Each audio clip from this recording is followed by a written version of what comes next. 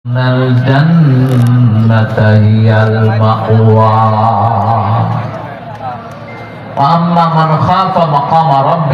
আল্লাহর উপস্থিতিকে ভয় করবে আর মন যেটা চায় সেটা করবে না।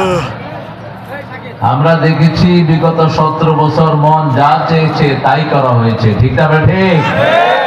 আমরা দেখেছি মন চেয়েছে অমুককে উঠিয়ে নিয়ে যাওয়া হয়েছে, গুম করে দেয়া হয়েছে অনেক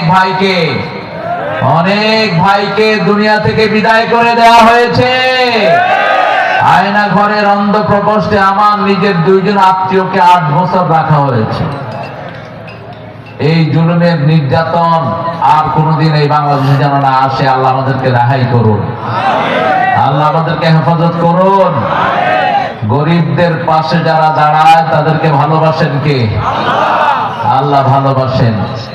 বিগত 17 বছর যদি নদীর ভাঙনটা রোধ করা যেত তাহলে এই এলাকা একটা সুইজারল্যান্ডের মতো সব ভিজিটরদের একটা আখড়ায় পরিণত হতো। এত সুন্দর এলাকা এটা, এক পাশে ব্রহ্মপুত্র আরেক পাশে যমুনা, এত সুন্দর নান্দনিক এটাকে করা যেত।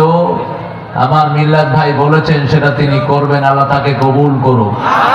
আরো চিৎকার করে বলি, আপনারা জান্নাতে যেতে চান তো? জান্নাতে যাওয়ার জন্য প্রথম কাজ হলো আল্লাহকে ভয় করতে হবে। কাকে ভয় করতে হবে?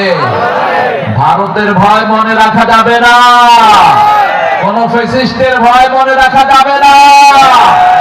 একজনকে ভয় করব, তিনার নাম কি? চিৎকার করে বলেন কি নাম? তিনি থাকেন কোথায়? আরশের উপরে। কোথায়? আরশের উপরে, আলাল আরশ।